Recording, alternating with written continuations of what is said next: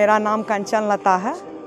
मेरा घर जो है वो दरभंगा ही डिस्ट्रिक्ट में है और मेरा जो बचपन बीता है वो बरौनी थर्मल में, बेगूसराय ज़िले के बरौनी थर्मल पावर स्टेशन में मेरा पापा इंजीनियर थे, वहीं पे मेरा बचपन बीता, वहीं से शिक्षा दीक्षा मेरी हुई। आर्ट एंड क्राफ्ट में मेरी बचपन से रुचि थी। मैं मिथिला पेंटिंग उसी कॉलेज के ही दिनों में मैंने सीखा और मैं बचपन से अपनी ग्रैंड पेरेंट्स को करते हुए देखती थी, लेकिन मैं उसको कभी प्रोफेशनली कर नहीं पाई। जब मैं बच्चे बड़े हो गए और काफ़ी अपने लिए खाली समय मिलने लगा तो मैंने सोचा कि क्यों नहीं अपने संस्कृति और अपना जो इतना हमारा समृद्ध कल्चर है उसको कुछ आगे बढ़ाएं और कुछ उससे मतलब उसको आगे ले जाएं और अपना समय थोड़ा अपने आप को व्यस्त करें। तो मैंने फिर से मधुबनी पेंटिंग को सीखा, क्योंकि मैं 20 साल उसको पहले छोड़ चुकी थी तो मैं प्रैक्टिस में नहीं थी। फिर मैं ललित नारायण मिथिला विश्वविद्यालय से इसका 6 महीना का सर्टिफिकेशन कोर्स किया 2017 में। इसके बाद इसको मैं प्रोफेशनली करने लगी और प्रोफेशनली करने लगी तो मेरा यही था कि इसमें अर्निंग तो हो ही, लेकिन अपने कल्चर को भी कुछ बढ़ाएं हम आगे, और प्लस अपने लिए तो हर कोई करता है। मेरे साथ मेरी 40 आर्टिस्ट की टीम है तो मैं कुछ उनके लिए भी कर सकूं। मैं जब ये अपना काम शुरू की तो पहले तो मेरा छोटा सा काम था, फिर काम बढ़ने लगा, मैंने धीरे धीरे अपनी टीम बनाई। आज मेरी 40 कारीगरों की टीम है और वो मेरे लिए काम करती है। डिज़ाइनिंग का काम मैं खुद देखती हूँ और मतलब अपना कोशिश यही है कि और भी मेरे आर्टिस्ट जुड़ें और उनको मैं मेरे थोड़ा सा भी रोज़गार दूं या उनको आत्मनिर्भर बनाने में थोड़ा सा भी सहयोग मेरे द्वारा हो जाए तो इस समाज का कुछ भला हो और कुछ अपने संस्कृति का भी, जहां से मैं पैदा हुई, जिस मिट्टी से पली बढ़ी, उसकी इतनी समृद्धशाली संस्कृति को मैं कुछ आगे बढ़ाने में छोटा सा योगदान मेरा भी हो। मेरा नाम अलका झा है। मेरी प्रारंभिक शिक्षा जो है वो दरभंगा से हुई और मेरा ग्रेजुएशन जो है वो इलाहाबाद यूनिवर्सिटी से हुआ। फिर मैंने मदन मोहन मालवीय टेक्निकल यूनिवर्सिटी से मैंने MBA की और फिर शादी के बाद मैं बेंगलोर शिफ्ट हो गई। और ये कला तो मैं बचपन से करती आ रही हूँ, क्योंकि मेरी मम्मी जो है वो मिथिला पेंटिंग करती है तो मैंने उनसे ही ये सीखा। और फिर जब मैं शादी के बाद जब मैं दीदी के साथ संपर्क में आई, ये मेरी ननद है, तो हम दीदी के साथ संपर्क में आई तो हमने सोचा कि जो हमारी कला है, हम दोनों की कॉमन थी ये कला, तो हमने सोचा कि क्यों ना इस कला को जो है वो आगे बढ़ाया जाए। फिर हम लोगों ने सोचा कि जब तक इससे हम लोग कुछ अर्न अगर नहीं होगा तो ये कला आगे नहीं बढ़ेगा, तो एज ए बिज़नेस हमने इसको जो है वो स्टार्ट करने का सोचा। फिर हम ऐसे ही हम लोगों ने गवर्नमेंट से जितनी भी इसकी फॉर्मेलिटीज़ होगी वो सारी हमने पूरी करके रखी है, ताकि और हमारे साथ जो 40 आर्टिस्ट हमारे जुड़े हैं उनके लिए जो है वो काम जनरेट हो सके। और हमारा कोशिश है कि हम लोग स्लो फैशन को जो है वो प्रमोट करें। आज का जो जनरेशन है वो बहुत ही फास्ट फैशन की तरफ जो है वो मूव कर रहा है। हमारी कोशिश है कि हम लोग स्लो फैशन को जो है वो प्रोत्साहित करें, लोगों को ये कहे कि आप जो है हैंडमेड प्रोडक्ट जो है वो आगे लोग इसको यूज़ करें और भी ज़्यादा इसको प्रमोट कर सके, इसलिए हम लोग इसको जो है वो बढ़ा रहे हैं। नमस्कार, मैं भी हूँ मिथिला आर्ट गैलरी में। दिल्ली NCR के नोएडा में आर्ट गैलरी लगा हुआ है। हमारे साथ हैं कंचन लता मिश्र और अलका झा। ये दोनों ननद भौजाई भी हैं और मिथिला के कल्चर को, मिथिला की सांस्कृतिक विरासत को आगे बढ़ा रहे हैं। कंचन लता ने इसको शुरुआत किया और दोनों ननद भौजाई मिलकर के इसे अब एक उद्योग के रूप में चला रही हैं और दरभंगा से इनका चलता है। दिल्ली और NCR में, दिल्ली हाट में या फिर जो नोएडा में जब हाट लगता है इसकी शुरुआत होती है। वैसे मिथिला पेंटिंग, इसको मधुबनी पेंटिंग के रूप में भी दुनिया में ख्याति मिली हुई है। दुनिया भर में लगभग कितने पद्मश्री इसमें मिल चुके हैं? छह लोगों को इसमें पद्मश्री भारत सरकार की तरफ से मिल चुका है। विशेष रूप से जो शुरुआत हुई है मिथिला पेंटिंग की वो कोहबर से हुई है। ये दोनों कंचन, ये दोनों कोहबर हैं। ये क्या है? ये कोहबर है। अच्छा, ये कोहबर हमारे, आप लगा लीजिए, आप अपने में भी लगा लीजिए इसे। हाँ, बताइए अलका जी, बताइए। ये कोहबर हमारे विवाह जब होती है तो लड़के लड़की के रूम में जो है वो लगाया जाता है। उस रूम को हम लोग कोहबर कहते हैं, तो उस रूम में इसको लगाया जाता है। इसमें सारे हमारे जो हैं वो सारे नेचर के विभिन्न जो है वो प्रतीकों को बनाया गया है। सूर्य है, चंद्रमा है, बांस है, जो हमारे फर्टिलिटी का प्रतीक माना जाता है, तो इसलिए बांस को बनाया जाता है। मतलब एक नए दंपति की जीवन की शुरुआत में जो सब चीज़ें सिंबॉलिक तरीके से इनको दिखाया गया है कि सूर्य और चंद्रमा जो है वो उनको क्या कहें उसको, आशीर्वाद। आशीर्वाद जो है वो दे उनको। फिश जो है वो भी फर्टिलिटी का प्रतीक माना गया है मिथिला पेंटिंग में। बांस जो है वो भी वंश वृद्धि की प्रतीक माना गया है। शिव है, पार्वती है, कछुआ है। ये जो कछुआ जो है वो सबसे ज्यादा उसकी लंबी उम्र ज्यादा होती है। और मिथिला में जो कहते हैं ना कि मछली का बहुत प्रचलन है मछली का। उसका कारण ये भी है कि सिर्फ ये नहीं है कि मिथिला में तालाब बहुत हैं तो लोग मैथिल जो है माछ भात ज़्यादा खाते हैं। इसका कारण ये है कि मछली में फर्टिलिटी बहुत ज़्यादा होती है क्योंकि मछली। हाँ बताइए बताइए कंचना बताइए। सांप बनाया जाता है। हाँ। सांप का जो बोलते हैं प्रणय काल सबसे लंबा है, इसीलिए सांप बनाया। अच्छा, प्रणय काल सबसे लंबा है। और एक लटपटिया सुग्गा भी बनाया जाता है। ये भी प्रेम में मग्न दो तोते का चित्रण है। अच्छा। ये इसलिए ये कछुआ है। ये कछुआ है। हाँ। कछुआ सबसे लंबा जीता है। ये उसका आयु बहुत लंबा जो है। मैथिलों की जो शादी होती है उसमें आप कह रहे कोहबर घर में ये प्रतीक होता लगाया जाता है। और ये वर वधू के लिए संकेत है कि आपके जीवन में सूर्य और चंद्र की जो कि जीवन लीला सूर्य और चांद से है, इसीलिए सूर्य और चांद है। बांस जो अलका जी बता रही थी कि बांस वंश वृद्धि का प्रतीक है, मछली जो है वंश वृद्धि का प्रतीक है। तो क्यों ये सब चीजें हैं? शिव पार्वती जरूर बनाया जाता है। अच्छा, शिव पार्वती क्यों बनाया जाता है? शिव पार्वती इसलिए कि दाम्पत्य जीवन जो है सो शिव पार्वती का सबसे अच्छा है, सबसे सुखमय है। सुखमय। हाँ, इसलिए शिव पार्वती बनाया जाता है। अच्छा। और ये नैना जोगिन है। ये क्या है? ये नैना जोगिन है। ये क्या है? ये हाँ, ये नैना जोगिन का चित्र है। नैना जोगिन जो है सो किसी भी बुरी नजर से बचाते हैं। अच्छा। नव दंपत्ति को। इसीलिए कोबर घर के चारों कोनों में हाँ। नैना जोगिन का चित्रण होता है, ये बुरी नजर से बचाने। जैसे हमने बताया कि मिथिला में जो इसकी शुरुआत जो हुई, जिसे आज मधुबनी पेंटिंग के रूप में दुनिया में ख्याति प्राप्त है, वो मधुबनी पेंटिंग की शुरुआत कोहबर घर से हुई। जो नव दंपत्ति है, मिथिला का एक अद्भुत कल्चर है जहाँ पर आमतौर पे आप देखते हैं कि शादी के बाद लड़का शादी करके बाद अपनी वधू को लेकर के घर चला जाता है। मिथिला में कम से कम 4 दिनों तक तो लड़के को अपने ससुराल में रहना होता है।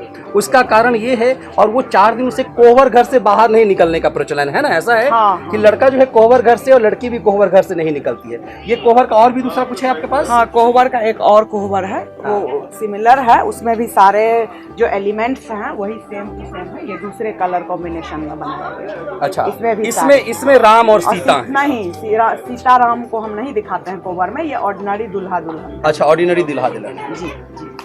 और ये कोहबर है। इसके बाद मिथिला पेंटिंग में ज्यादा राम सीता को केंद्रित करके ही पेंटिंग है। उसके बारे में बताइए जरा। हमारे प्रमुख हीरो हैं, क्योंकि सीता की भूमि से ही मिथिला पेंटिंग है और ये बहुत ही एंशिएंट पेंटिंग है, प्राचीन पेंटिंग है। ये रामायण काल से ही ये पेंटिंग है। तो हमारे केंद्र जो हैं सो सीताराम होते हैं। ऐसे मैथोलॉजिकल में बहुत सारे हैं, शिव पार्वती हैं, कृष्ण लीला भी बहुत बनती है।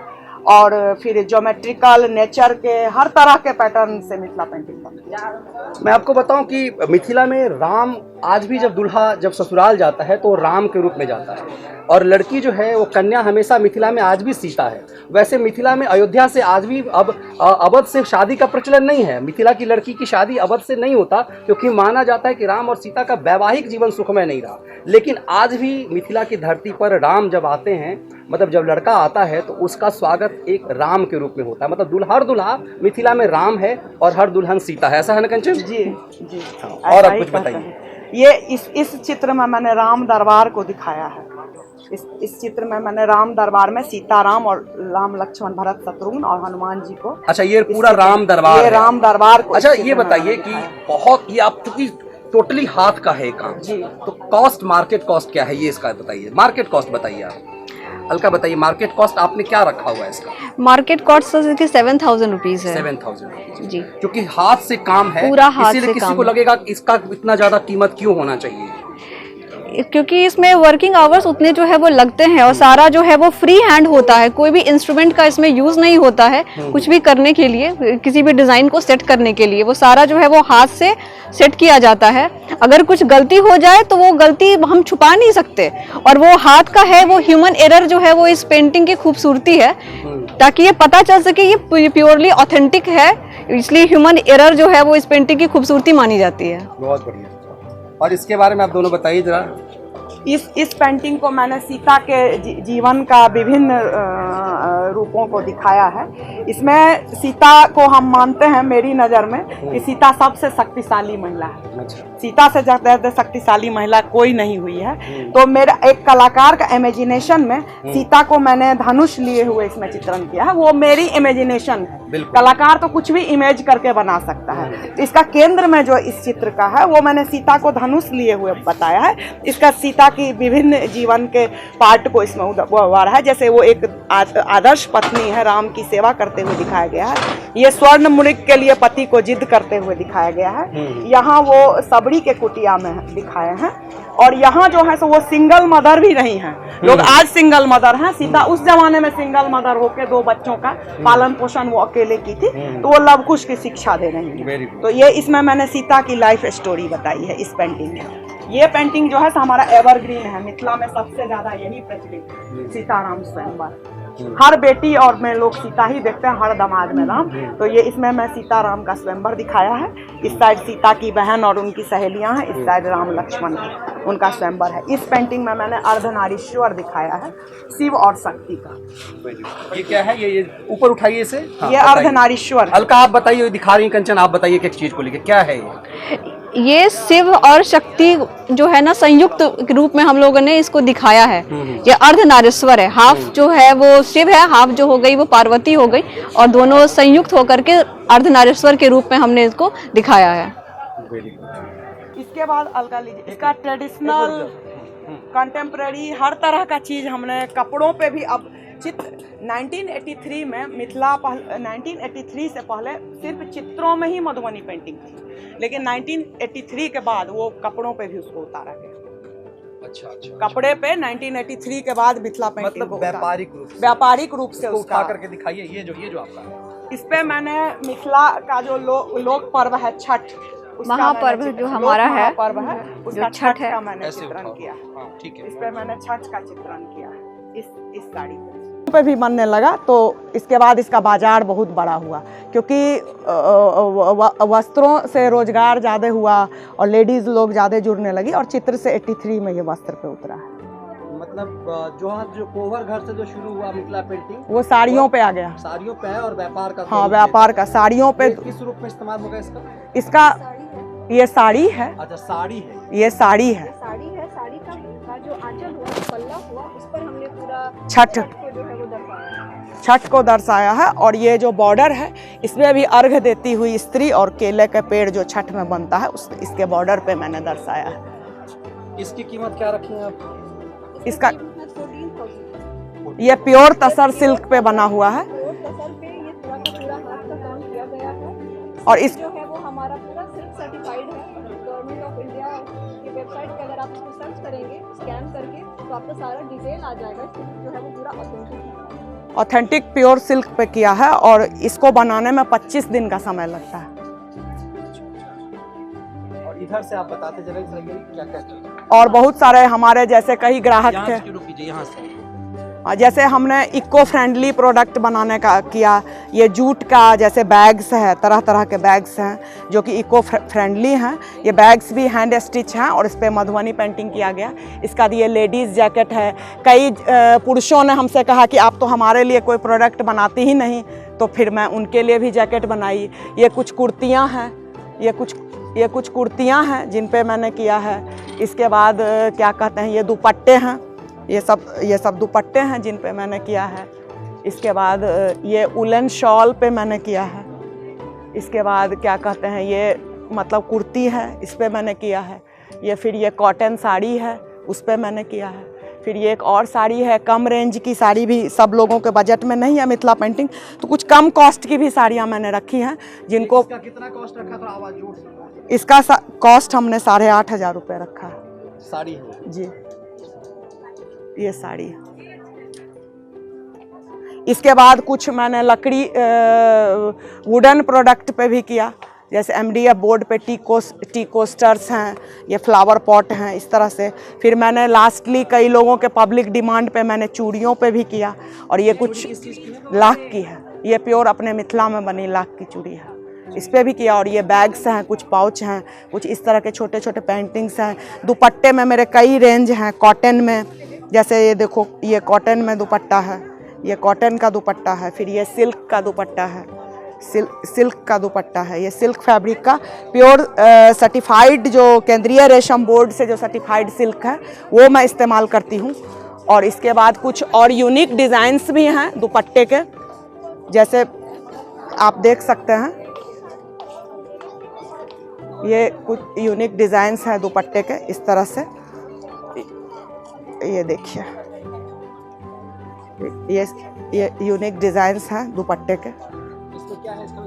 इसमें ये कल्प वृक्ष को मैंने बनाया है, ट्री ऑफ द लाइफ। ऐसे ही हम कुछ भी थीम कुछ भी कहीं क्रिएट करते हैं, ऐसा कुछ नहीं है। इसमें मैंने ट्री बनाया है, ये कल्प वृक्ष है। मिथिला में कल्प वृक्ष को ऐसे ही बनाया जाता है, मिथिला पेंटिंग शैली में। अंदर यदि आपका पूछा तो फिर बताइए। हाँ, अंदर भी फिर एक यूनिक ये डिज़ाइनर मैंने साड़ी बनाई है, मैं आपको दिखाना नहीं, यहाँ से नहीं दिखेगी ठीक से। ये प्योर तसर, भागलपुरी तसर घीचा सिल्क पे है। इसको मैंने थोड़ा सा डिज़ाइनर लुक दिया, थोड़ा सा मतलब ट्रेडिशनल से हट के इस साड़ी को मैंने डिज़ाइनर ऐसे बनाया है। ये साड़ी इस तरह से डिज़ाइन है, पूरे साड़ी में इस तरह से वर्क है। और एक साड़ी और मैंने बनाया, उसमें भगवान बुद्ध बनाया हुआ है मैंने। कुछ मतलब अलग भी, कंटेम्प्रेरी या कुछ फ्यूजन भी होना चाहिए। इस साड़ी के मैंने आंचल में बुद्ध बनाया है। इस साड़ी के आंचल में मैंने बुद्ध बनाया है। और आज चूंकि लास्ट डे है तो मेरे और कई सारे यूनिक पीस जो हैं वो निकल चुके हैं। तो अब आज लास्ट डे है हमारा एग्जीबिशन का, तो अच्छे अच्छे यूनिक पीस तो अब निकल चुके हैं मेरे पास से। ये सब साड़ियाँ। मैं देवदत्त शर्मा IAS, और मैं नोएडा का चेयरमैन CEO भी रहा हूँ। नोएडा हाट में मैंने जो दरभंगा से जो ये मधुबनी पेंटिंग्स की जो एग्जीबिशन अलका जी ने और उन्होंने कंचन जी ने लगाई हुई है, अपने आप में अद्भुत है। और आर्ट की कोई वैल्यू नहीं होती। आर्ट की संबंध में लोगों को जिसको समझ होती है वो आर्ट की कदर करते हैं। अब बड़ा मुझे ऐसा लगा अपसाइड है। मैं समझता हूँ कि आपके द्वारा भारतीय सनातन संस्कृति की जो मधुबनी आर्ट है, उस आर्ट के संबंध में आपके द्वारा जो काम किया जा रहा है वो बहुत प्रशंसनीय है। और मैं चाहता हूँ कि आपको भारत के जो संस्कृत मंत्रालय है उससे आपको पारितोषिक अवश्य मिलना चाहिए, क्योंकि इतनी सुंदर प्रस्तुति इनके द्वारा जो की गई है वो अपने आप में अभिनव है।